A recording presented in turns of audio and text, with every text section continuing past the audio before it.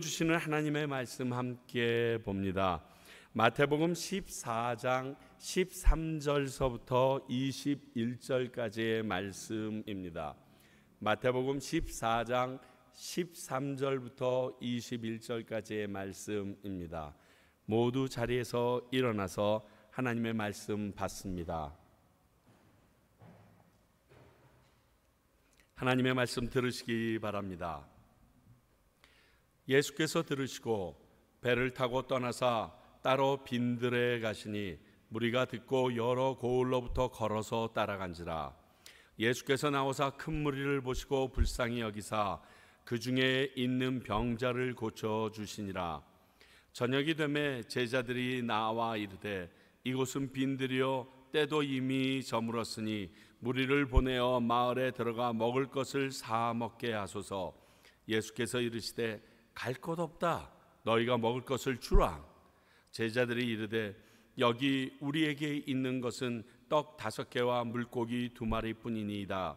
이르시되 그것을 내게 가져오라 하시고 무리를 명하여 잔디 위에 앉히시고 떡 5개와 물고기 2마리를 가지사 하늘을 우러러 축사하시고 떡을 떼어 제자들에게 주시매 제자들이 무리에게 주니 다 배불리 먹고 남은 조각을 12바구니에 차게 거두었으며 먹은 사람은 여자와 어린이 외에 5,000명이나 되었더라. 하나님의 말씀입니다. 자리에 앉아 주시기 바랍니다. 기도하겠습니다. 사랑과 은혜가 풍성하신 주님, 오늘 이 귀한 말씀을 저희들이 받습니다. 교회에 다녔다면 어렸을 때부터 수십 번 그 이상 들었을 그 기적의 말씀, 그러나 우리 앞에서는 단 한 번도 펼쳐짐을 경험하지 못했던 오병이어의 기적의 말씀을 듣습니다. 아버지여, 이 말씀을 통하여 우리에게 주시고자 하신 하나님의 놀라운 은혜를 경험하게 하시고 당신의 음성을 듣게 하시고 내게도 이와 동일한 하나님의 은혜가 넘쳐나는 것을 경험하게 하여 주시옵소서. 오늘 말씀을 전하는 부족한 종이나 말씀을 듣는 주의 백성들에게 동일한 성령님 함께 하시사 주님께서 전하시고자 하시는 말씀을 깨어 듣고 아는 은혜와 능력 충만하도록 도와주시옵소서. 모든 방해하는 무리를 나사렛 예수 그리스도인으로 결박하여 주시기를 원하옵고 살아계신 예수 그리스도의 이름으로 기도하옵나이다. 아멘.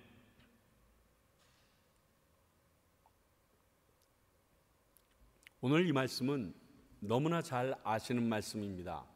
첫째, 질량 보존의 법칙이 완전히 박살나는 말도 안 되는 이야기로 시작되고 말도 안 되는 이야기로 끝나는 게 오병이어의 기적입니다.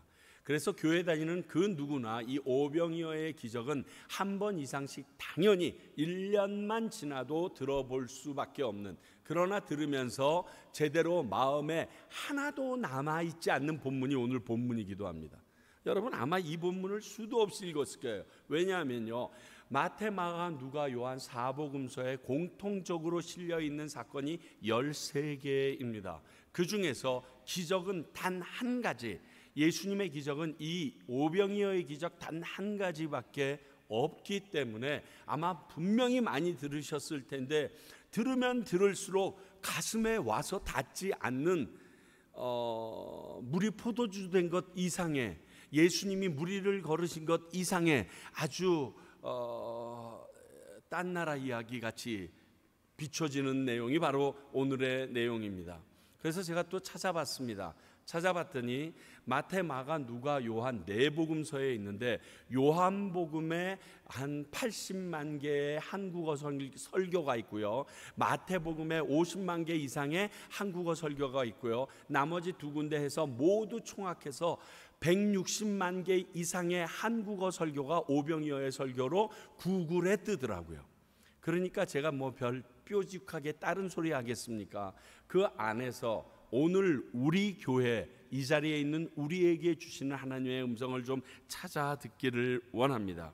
다른 복음서를 통해서 사건을 자세히 확인하긴 하지만 마태복음을 중심으로 오늘 말씀을 묵상해서 나가도록 하겠습니다. 먼저 첫 번째 일은 13절에 있습니다. 걸어서 따라온 무리들의 모습입니다. 제가 오자마자 여러분들과 나눴던 부분도 없지 않아 있는데요. 마가복음 6장 33절을 볼까요? 그들이 가는 것을 보고 많은 사람이 그들인 줄 안지라 모든 고을로부터 도보로 그곳에 달려와 그들보다 먼저 갔더라. 오늘 13절의 말씀과 함께 살펴보면 예수님과 제자들이 배를 타고 한적한 빈들로 가시는데 이를 보고 혹은 들은 사람들이 예수님의 일행보다 먼저 그곳에 달려가서 하고 기다리고 있었다는 게 오늘 내용의 이 13절의 본질입니다. 자, 그렇다면 예수님과 제자는 뭐 하러 가셨나? 오늘 말씀을 보니까 쉬러 가신 것이 확실합니다. 13절에 숨겨있는 다른 말씀이 마가복음 6장 31절 32절에 있습니다. 이르시되 너희는 따로 한적한 곳에 가서 잠깐 쉬어라 하시니 이는 오고 가는 사람이 많아 음식 먹을 겨를도 없습니다. 이에 배를 타고 따로 한적한 곳에 갈새. 지금 제자들이 쭉 사방으로 흩어졌다 들어왔습니다. 근데 그 제자들의 영향력과 하나님의 놀라운 능력으로 인하여 귀신 들린 자와 병든 자들이 고침을 받습니다. 따라오는 수많은 무리들이 있습니다. 예수님을 소문을 듣고 따라온 수많은 무리들도 있습니다. 이들이 그들을 애워싸고 서로 자신의 요구를 요청하고 있습니다. 그래서 그 사람 하나하나를 봐주다 보니까 이 제자들과 예수님이 밥 먹을 시간도 없이 수시간이 흐른 것입니다. 예수님께서 제자들을 보니까 이러다가는 자기들이 쓰러질 것 같아요. 그래서 특단의 조치를 취한 것입니다. 야, 쉬어야겠다. 그러려면 여기를 떠나는 수밖에 없다. 그래서 다 보따리 사서 지금 배를 타고 다른 곳으로 가고 있습니다. 그런데 비밀이 노출됐습니다. 아니에요. 누가 노출한 게 아니라 그들이 보니까 좀 배를 띄워서 가려고 그러면 완전히 반대 방향으로 가든지 길거리를 넘어갔어야 되는데 그게 아니라 아마 해변가로 가지 않았나 보입니다. 그러니까 배가 가는 것을 보고 아직 내 필요를 채움받지 못한 사람들이 뛰기 시작합니다. 그리고 뛰어가다가 옆에 있는 마을에 부딪혀서 그 마을 사람들이 왜 뛰냐고 그러니까 저기 예수가 지나가는데 우리 옆집 아줌마 병을 고쳐준 사람이라고. 그래서 그들도 모르고 같이 뛰어가기 시작합니다. 막 뛰어가는 어떤 어린아이를 붙잡고 엄마가 얘 도시락이라도 싸가라 그래서 오병이어 도시락도 줍니다. 그리고 그거 들고서 뛰어갑니다. 그렇게 하고서 예수님이 도착할 만한 그 해변가 뒤쪽에 미리 가서 딱 서 있습니다.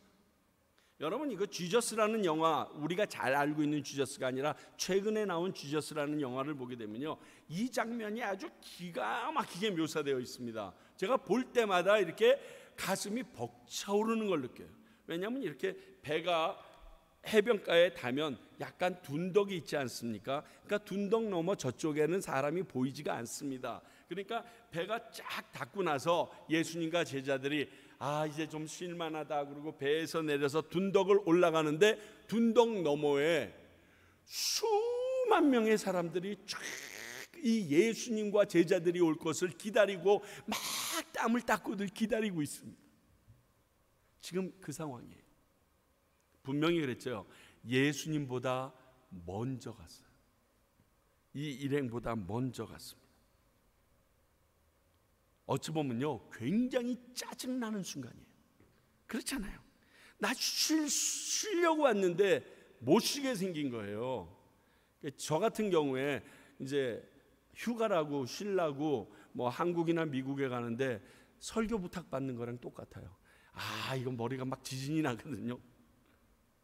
그러나 저 같은 워커홀릭들, 일 중독자들에게는 또 다른 엔도르핀이 확 도는 그 순간일 수도 있어요. 그러나 대부분의 사람들은 안 그럴 텐데, 왜냐하면 내가 세워놨던 계획이 깨져버리는 시간이기도 하기 때문에 쉬려고 왔는데 그것이 깨져버립니다.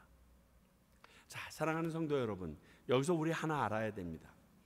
하나님이셨던 예수님이 인간으로 이 땅에 나려와서 살다 보니까 인간의 육신을 가지고는 쉼이 필요하다는 것을 아셨습니다.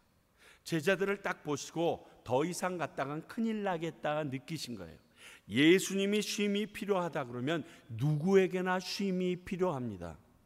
그런데 특히 우리 한국 사람들에게 있는 잘못된 생각인데, 쉬는 것을 죄악시로, 여러분, 쉬는 건 죄가 아닙니다. 안 쉬는 게 그 일을 단축해 버립니다. 주일 쉬지 않고 토요일에 쉬지 않고 일해 보세요. 능률 오르나. 이거 해보려고요, 중국이 별의별 노력을 다했습니다. 9일째도 했어요. 월화수목금토일을 가되 9일째로 쉬게도 했고요, 10일째로 쉬게도 했어요. 그런데 능률이 안 올라요. 제일 좋은 게 6일하고 하루 쉬었더니 능률이 피크에 오르더라는 거예요. 그거보다 더 짧게는 안 쉬어봤겠지. 그래서 그들이 할 수 없이 6일 후에 하루를 쉬기로 결정한 거예요. 하나님께서 그렇게 우리를 만드셨어요. 근데 쉬는 걸 죄악시하지 마세요. 쉴 때는 진짜 쉬세요. 쉬는 척하지도 마시고 진짜 쉬셔야 합니다. 자, 이 무리들이 따라온 이유는 무엇일까요? 궁금하지 않으세요? 자, 무리들이 온 거 이해해. 그런데 왜 따라왔냐? 요한복음 6장 2절을 보니까 이렇게 쓰여 있습니다. 큰 무리가 따르니 이는 병자들에게 행하시는 표적을 보았음이로라. 요한은요, 다소 부정적인 느낌이 있는 말을 했지만 이유와 어찌되었던 이 무리들에게 간절함이 있음을 느낄 수 있죠. 내가 죽게 생겼어. 의사들이 못 고쳐. 아니면 돈이 없어. 그런데 예수님을 만나면 고침을 받을 수 있어. 그 간절함이 느껴지지 않으십니까? 다른 말로 하면 그들은 예수님에 대한 기대감을 가지고 오늘 나온 거예요. 그리고 그 기대는 충족함을 받습니다. 어떤 일이나 사람에 대한 기대감은 그 일을 열심으로 하게 하거나 멈추지 않게 하는 힘을 가지고 있습니다. 잘못된 기대감은 문제가 있지만 이 기대감이 믿음으로 가는 길목에 있다는 것은 그 누구도 부정할 수 없을 것입니다.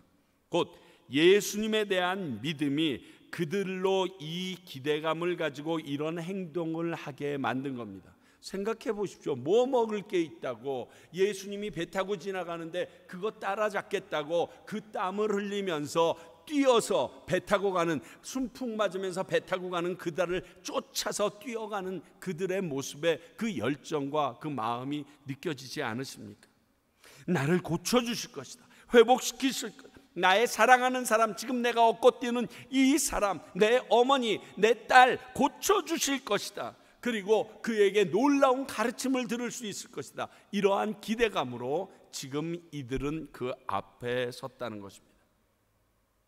결국 그들의 기대는 채움을 받습니다.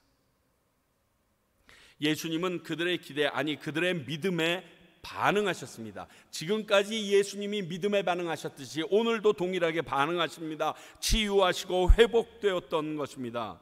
오랜 시간이 지났다는 말을 들으면 다른 사람 고치는 것만 이렇게 보고 나 고치기 다 됐으면 떠나간 것은 아닌 것 같습니다. 그러기엔 남아있는 무리의 숫자가 너무너무 많습니다. 그렇다면 그들은 그 예수님에게 가르침을 듣고 그 자리에 앉아 있었다는 것을 충분히 예상해 볼 수 있습니다.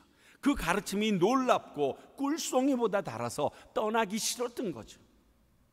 결국 그들의 기대감, 믿음의 행동으로 그에 상응하는 결과를 얻게 되었습니다.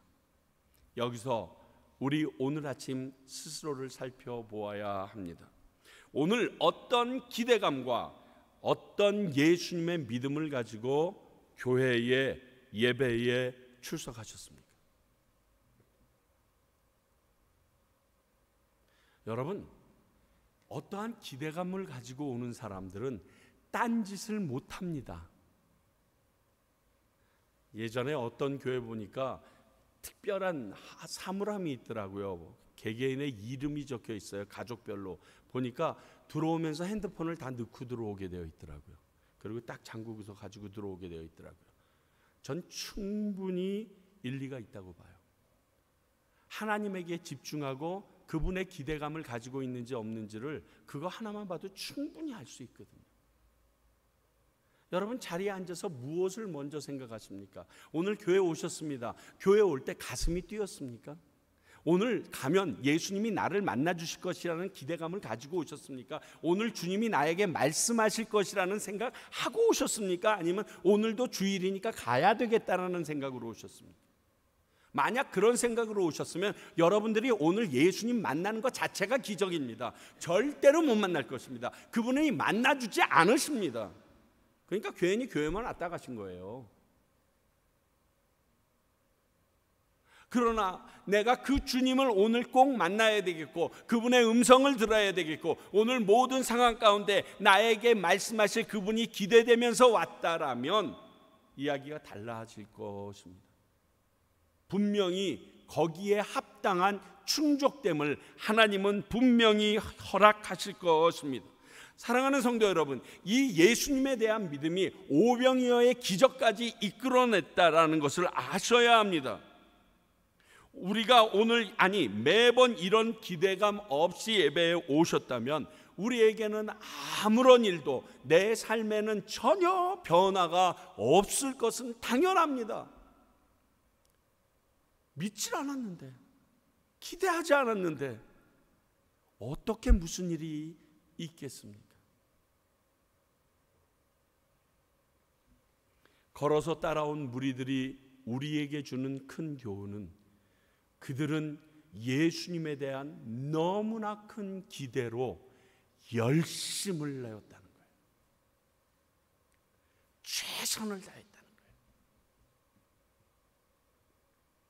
수요일 저녁 비 오는 날 예수님 오신다는 말 많이 하잖아요. 왜 그럴까요?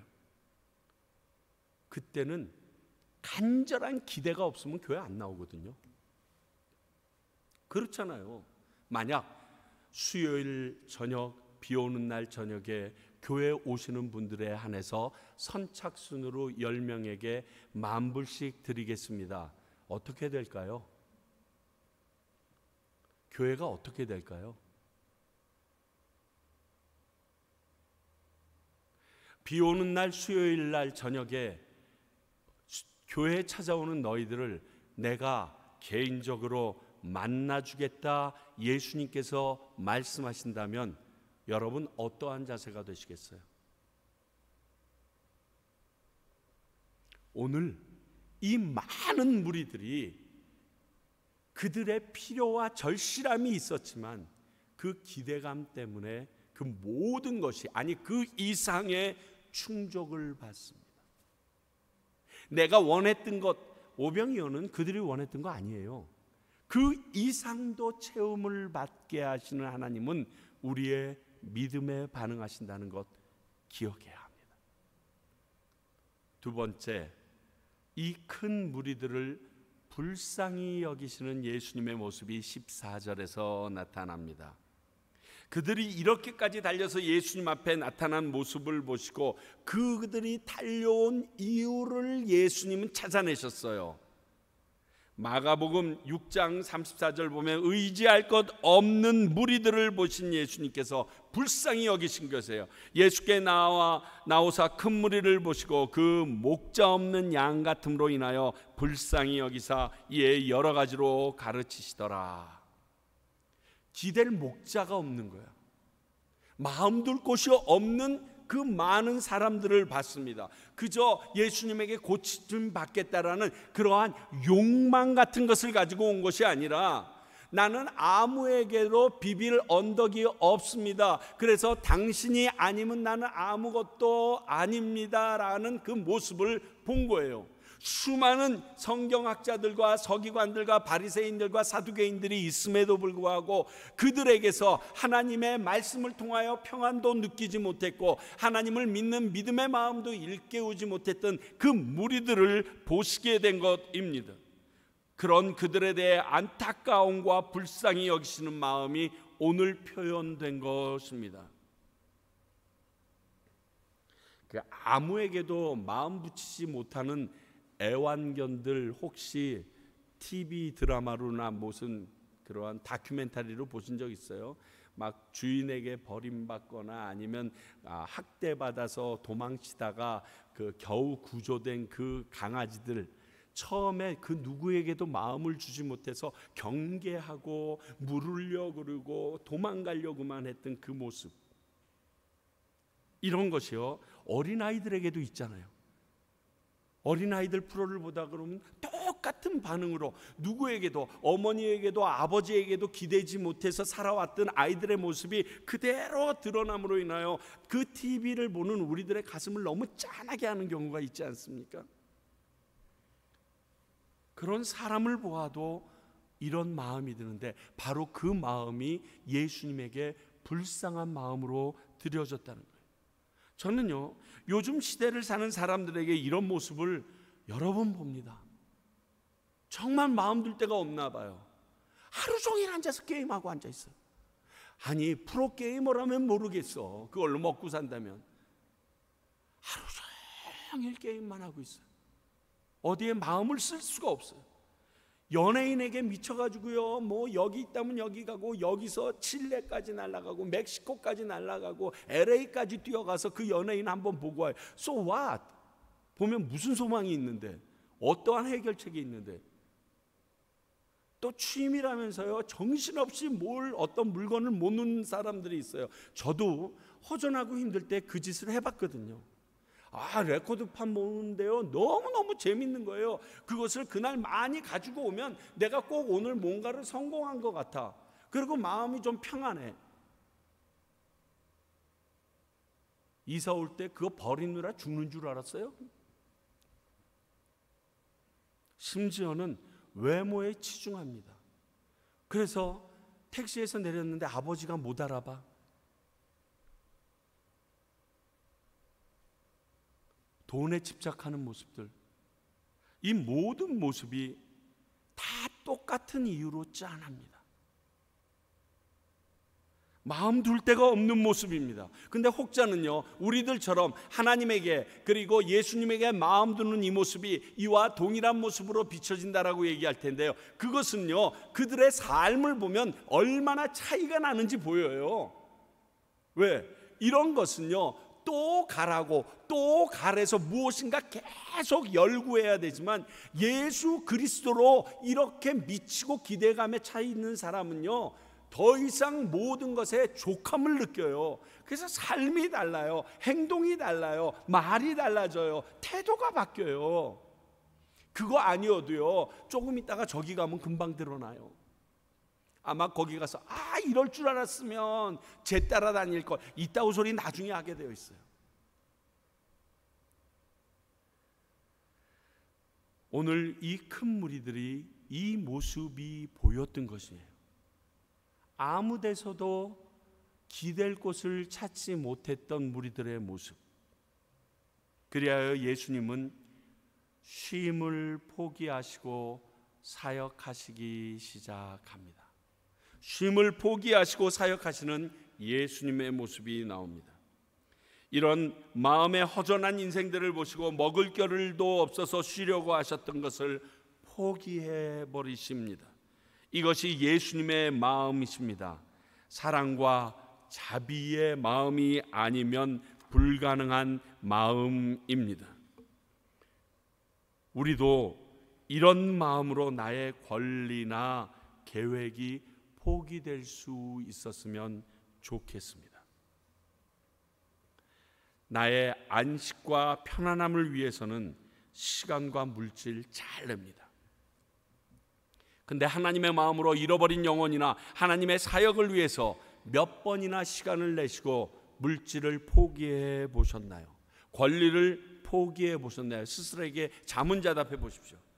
저는요 선교사님들 존경합니다. 간혹 우리를 실망시키는 분도 있지만, 그러나 나의 인생 중에서 하나님의 사역을 위하여, 잃어버린 영혼을 위하여 시간을 통째로 내어드린 그분들의 삶을 볼 때 스스로에게 물어보세요. 나는 그런 적이 있는가? 내 권리와 내 평안한 건 다 포기하고 온 통째를 한번 들여본 적이 있는가? 목사님 여러분 상황이 돼서 선교지에 나오는 사람이 어디 있습니까? 상황이 돼가지고 목사하는 사람들이 어디 있습니까? 그것이 더 중요하게 보이기 때문에, 그게 더 가치가 있어 보이기 때문에 내가 하고자 하는 것이 포기되어지는 것뿐이에요. 물론 나와서 그 이들이 잘못돼서 잘못 비춰지는 일은 있을 수 있지만, 나의 권리를 찾고 지금까지 노력의 결과를 찾는 데는 민감하지만 이것들을 포기하면서 하나님께 드리는 일엔 우리가 얼마나 인색했는지 되돌아보면 금세 알 수 있습니다. 확 찔립니다. 확 찔립니다.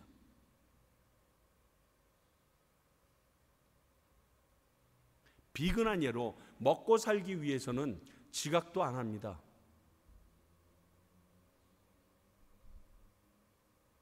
하나님을 위해서는 조그만 시간 쓴 것도 하나님 앞에서 내가 이랬는데,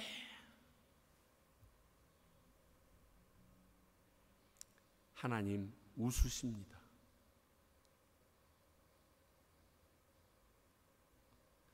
예수님도 육신을 입고 계시기에 배에 물이 차도 주무실 만큼 피곤을 느끼시는 분이셨습니다.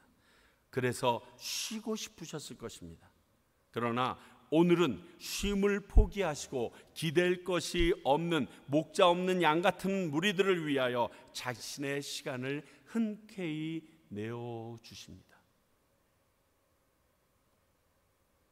그리고 영육의 필요를 공급해 주셨습니다. 그들을 가르치셨고 육신의 연약함을 치유해 주시고 귀신 들린 자들의 귀신을 쫓아내셨습니다. 그들이 간절함을 가지고 기대감을 가지고 나온 일들을 다 해결해 주셨습니다. 여러분들의 희생이, 여러분들의 포기가, 여러분들의 헌신이 이러한 결과를 갖고 오는 통로가 될 수 있습니다. 그들을 먹이시는 예수님의 모습이 15절서부터 21절까지 나옵니다. 저는 이 말씀을 쭉 살펴보면 시편 23편 1, 2절이 생각이 나요. 여호와는 나의 목자시니 내게 부족함이 없으리로다. 내가 푸른 풀밭으로 나를 위하여 나를 푸른 초장으로 누이시며 쉴만한 물가로 인도하시는도다. 딱 지금 그 모습이 오늘 이 부분이 이렇게 읽을 때마다 너무너무 똑같다라는 생각이 듭니다. 먼저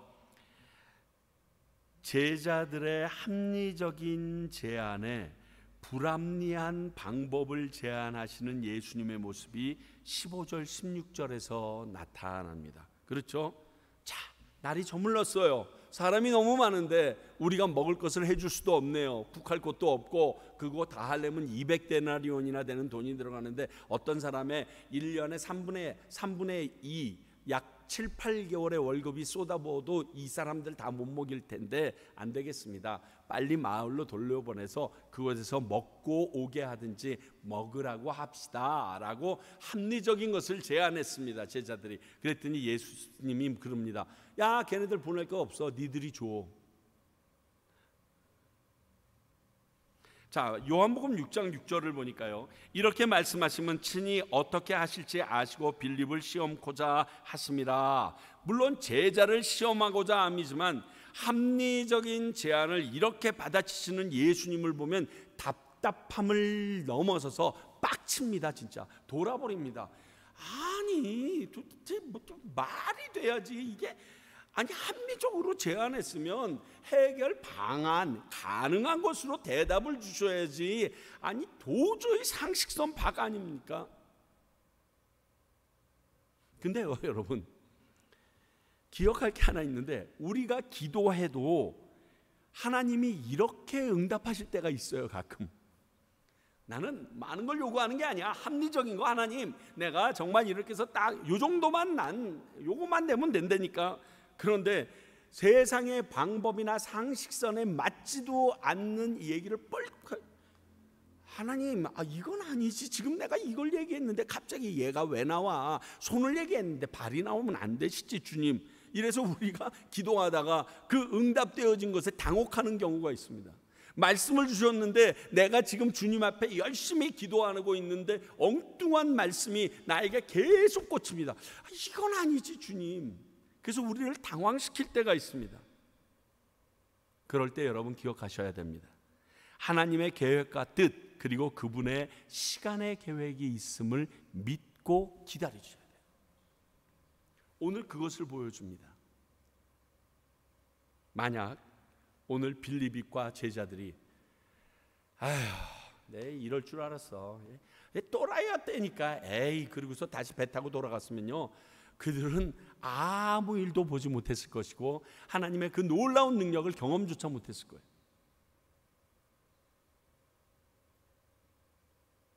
오늘 사건처럼 우리에게 더 큰 믿음을 허락하시기 위한 시간일 수 있습니다. 이건 아닌 것 같은데 왜 그러셨을까? 여러분 기억하십시오. 하나님이 아시지 못하는 것은 하나도 없습니다. 하나님이 내 상황 가운데 일어나는 일 중에 모르시는 일은 단 한 개도 없습니다. 꼭 우리가 모르시는 것 같다라고 느낄 뿐이지 나의 모든 일을 하나님은 다 알고 계십니다. 되어지는 일을 하나님이 허락하지 않은 것은 이루어지지 않는다라고 우리는 이미 배웠습니다. 그렇다면 왜 이 일을 내게 허락하셨는지에서부터 시작돼야지 우리의 생각이 믿는 자의 생각입니다. 말도 안 되는 소리가 아니라 왜 이렇게 시작하셨을까? 왜 이 일을 허락하셨을까? 여기서부터 모든 일이 나가기 시작해야 합니다. 무슨 일을 보이시려고 그러냐? 그때 일어난 게 오병이어예요. 상상도 못 하잖아요. 말도 안 되잖아요. 사실 이걸 잘 보니까요, 제자들의 하소연이었던 게 오병이었다는 것을 느끼게 됩니다. 오늘 말씀 잘 보세요. 제자들이 이르되 여기 우리에게 있는 것은 떡 5개와 물고기 2마리뿐만이 없습니다. 지금 이렇게 얘기한 것이에요. 이게 뭐냐면 우리 것도 아니고 어린아이가 주는 오병이어밖에 없는데 없더란 말이에요. 지금 이 짜증내고 있는 거예요. 그러니까 오병이어가 축복의 산물이 될 거라고 생각을 하지 않고 우리 가진 게 고작 이건데라는 하소연을 하기 위하여 쓴 표현이라는 거죠. 요한복음 6장 9절을 볼까요? 여기 한 아이가 있어 보리떡 5개와 물고기 2마리를 가지고 있나이다. 이것도 우리 게 아니에요. 우리 그냥 배 타고 오느라고 정신없이 왔는데 어떤 애가 나한테 와서 이걸 주더라고요. 이거 예수님 드렸으면 좋겠다고. 그래서 가지고 있었던 거예요. 그리고 안드레가 얘기한 거예요. 그러니까 오병이어가 어떤 일을 일으킬 것은 전혀 몰랐어요. 이것밖에 없는데 이 하잘것 같은 없는 것으로 이거밖에 없는 우리에게 우리가 먹을 것을 주라니요. 근데 여기에 굉장히 큰 비밀이 있어요. 내게 있는 것을 드린다는 것이 참 귀한 것입니다. 전에도 나눈 적이 있지만요, 하나님은 우리에게 없는 것을 만들어서 달라고 요구하지 않습니다. 그런 예는 성경이 너무 많습니다. 쭉 살펴볼까요? 모세에게 있었던 일입니다. 출애굽기 4장 2절입니다. 여호와께서 그에게 이르시되 내 손에 있는 것이 무엇이냐? 그가 이르되 지팡이니이다. 자, 모세를 떨기나무 앞에서 부르셨습니다. 그리고 보내려니까 이게 안 가겠다고 계속 뒤로 뺍니다. 그래서 네 손에 있는 것이 무엇이냐 해서 그 지팡이가 있다니까 그 지팡이를 가지고 모든 일을 이루게 하시고 홍해까지 가르는데 그 지팡이를 사용하십니다. 엘리야에게 있었던 일입니다. 열왕기상 17장 12절 그가 이르되 당신의 하나님 여호와께서 살아계심을 두고 맹세하노니 나는 떡이 없고 다만 통에 가루 한 움큼과 병에 기름 조금뿐이다. 내가 나뭇가지를 들에 주워다가 나와 그 아들을 위하여 음식을 만들어 먹고 그 후에 죽으리이다. 나 지금 마지막 죽으려고 지금 하는데 내가 가지고 있는 거는요, 통에 가루 한 움큼이랑 기름 조금밖에 없습니다. 진짜 당신이 갑자기 이 가뭄에 와서 나에게 먹을 거를 달라고 그러니까 정말 안 되겠습니다. 그런데 열왕기상 17장 16절에 이런 일이 일어납니다. 여호와께서 엘리야를 통하여 하신 말씀과 같이 통의 가루가 떨어지지 아니하고 병의 기름이 없어지지 아니하니라. 그 과부에게 있었던 거예요. 통의 기름과 그리고 가루는 그 과부에게 있었던 조금이에요. 근데 안 떨어져. 해서 먹었는데 계속 나와.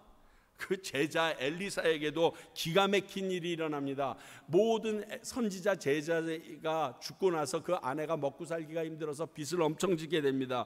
그래서 엘리사에게 와서 나 좀 살려달라고 그러니까 열왕기하 4장 2절에서 엘리사가 그에게 이르되 내가 너를 위하여 어떻게 하랴? 내 집에 무엇이 있는지 내게 말하라. 그가 이르되 계집종의 집에는 기름 한 그릇 외에는 아무것도 없나이다. 그래서 그릇 빌려와라. 그리고 그 기름으로 계속 부어서 그거 다 팔아가지고 문제를 해결해 준 게 엘리사의 모습입니다. 신약에서 예수님은 첫 이적을 베푸는 가나의 혼인잔치에서도 동일한 방법을 쓰십니다. 요한복음 2장 6절 거기에 유대인의 정결 예식에 따라 두세 통 드는 도랑아리 6이 놓였는지라. 어디 가서 퍼온 것이 아니라 거기 있는 걸 보니까 있어. 그걸 가지고 일을 하시기 시작한 게 예수님의 방법이셨습니다. 이미 준비해 놓으신 하나님이십니다. 그것을 사용하시는 하나님이십니다. 다른 말로 그것들을 내게 주신 이유가 하나님이 영광을 받기 위하여 우리에게 주셨다는 사실을 기억해야 합니다. 내게 주어진 재능과 내게 주어진 물질과 내게 주어진 많은 것들이, 그 모든 것들이 하다못해 내가 킁킁거리는 버릇조차도 하나님의 영광을 드러내는 도구로 사용될 수 있다는 것을 기억하고 살아야 합니다.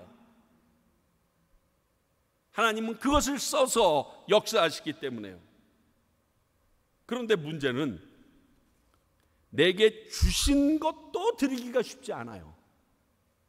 오늘 말씀에 비춰보니까 내가 가지고 있는 것이 소용이 없어 보여요. 너무 가치가 없어 보여요. 이런 것도 하나님이 필요하겠는가, 이런 생각으로 못 드려요, 감히. 또 어떤 사람이면 하나님이 주셨지만 그래도 내 건데 해서 아까워서 또 못 드려. 주님은 우리에게 이미 하나님의 영광을 드러낼 기적의 것들을 주시고 그것을 사용하시는 거예요. 내가 그걸 통해서 기적 베풀 건데 모르고 있었구나. 아유, 참 답답하네. 야야, 그거 버리면 어떡해? 내가 그거 써서 기적 베풀 건데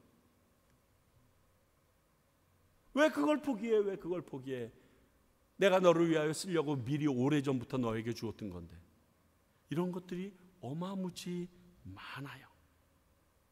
제가 과테말라 올 때 하나님께서 저에게 응답하셨던 중국집 얘기해드렸잖아요. 중국집 직원이 갑자기 나를 만나서 한다는 얘기가, 미안하지만 내 친구가 한국을 너무 좋아하는데 당신이 한국말로 생일 축가를 좀 여기 위챗에다가 좀 불러주시면 안 되겠습니까? 저는 중국집에 밥 먹으러 가가지고 밥 먹다 말고 거기서 생일 축하합니다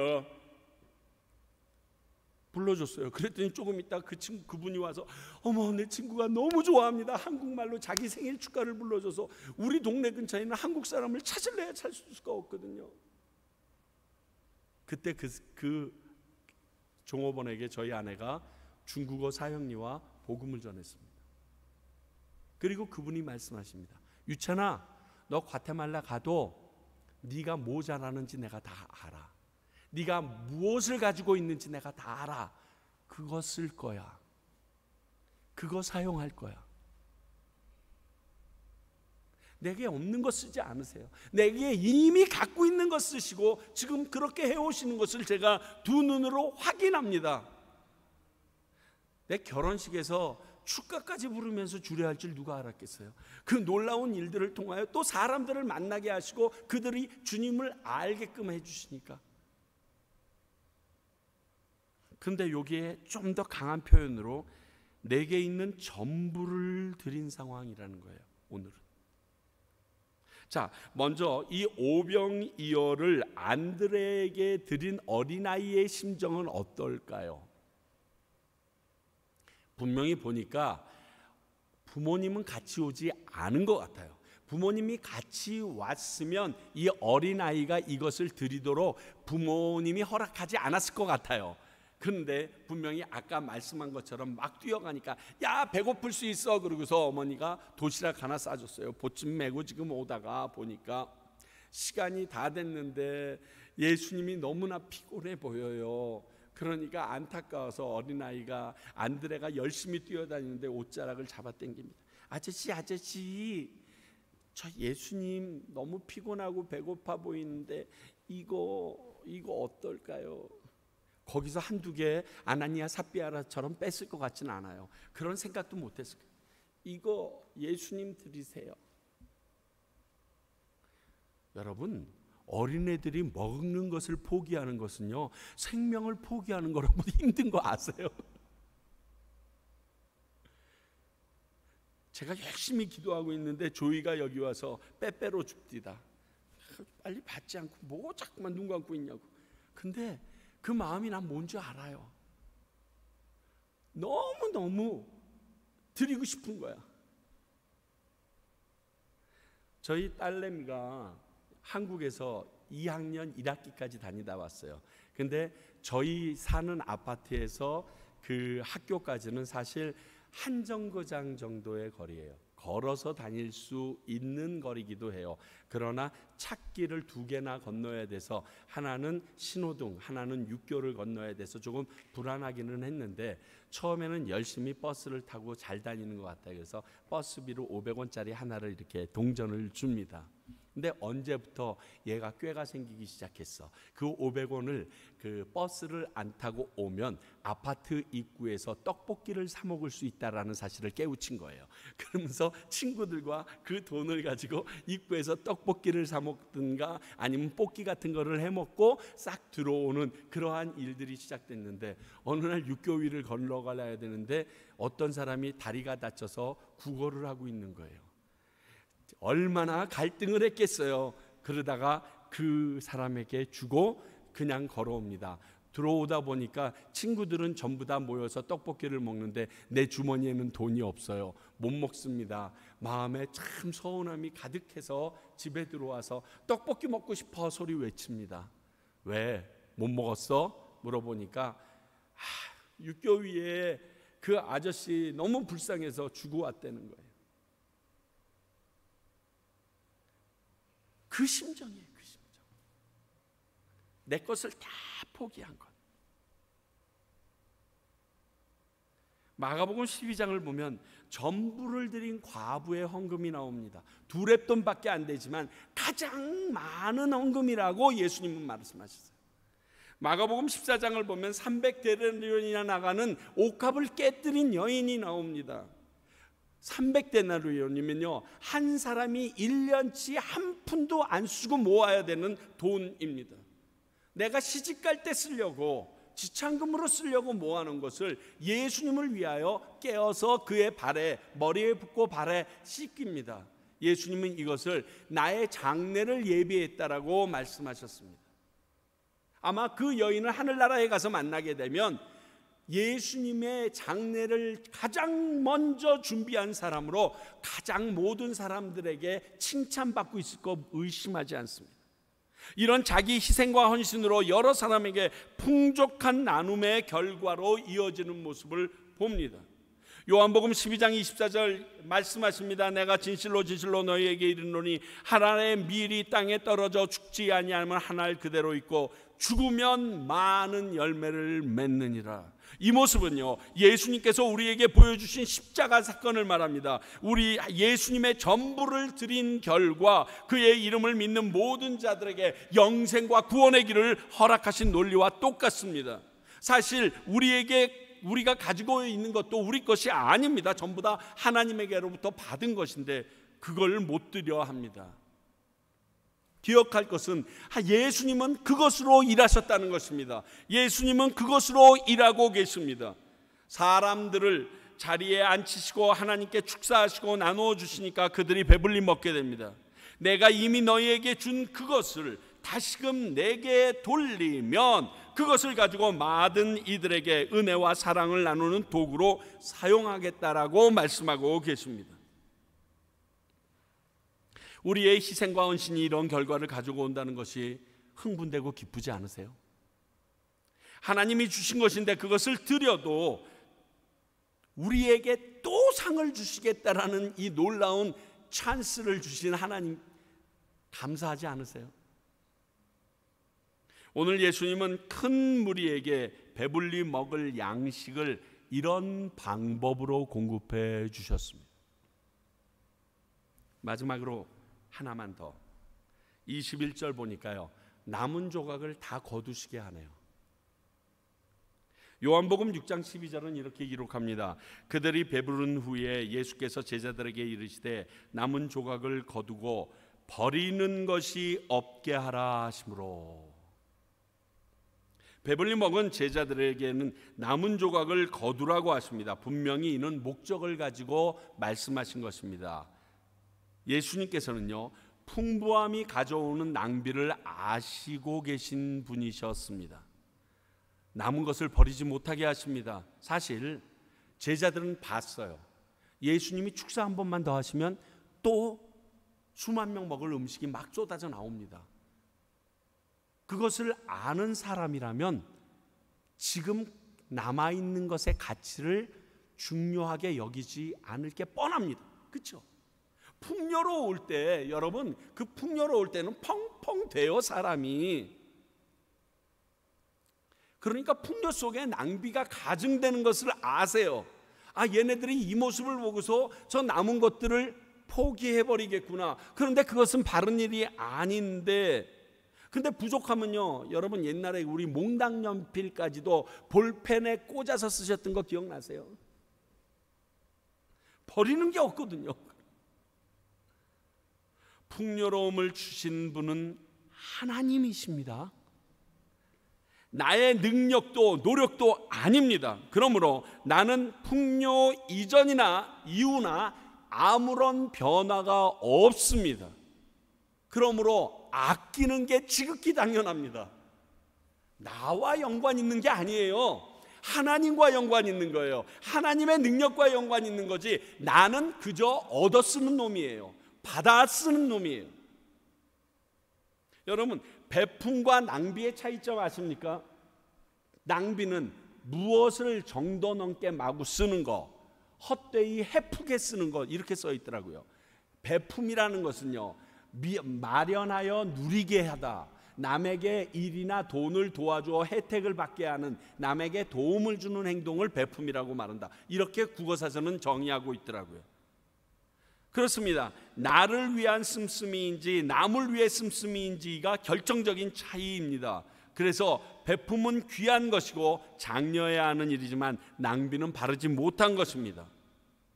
결국 주님은 우리에게도 낭비하지 말라고 말씀하고 계십니다. 원하는 만큼 풍족히 먹는 것은 문제가 아닙니다. 그러나 그렇게 풍족히 먹고 남은 것을 낭비하는 게 문제입니다.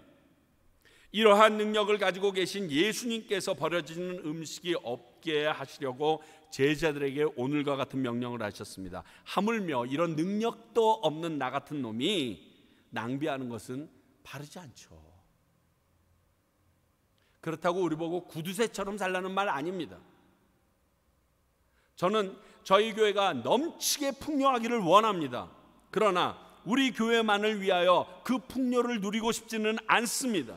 우리가 아껴서요, 어려운 교회와 지역을 돕는 교회가 되기를 진짜 소원합니다.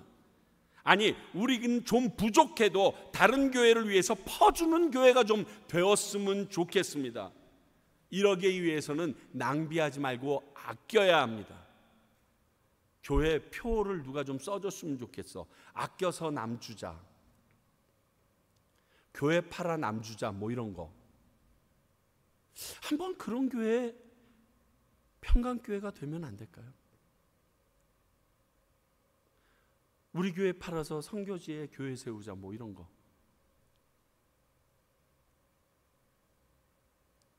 오늘 이 오병이어의 기적이 매 순간 우리에게 나타나도록 하나님에 대한 믿음과 예수님에 대한 기대감을 잃지 말아야 됩니다. 이 기대감에서 이 기적이 일어났기 때문입니다. 오늘도 그 기적이 일어날 수 있습니다.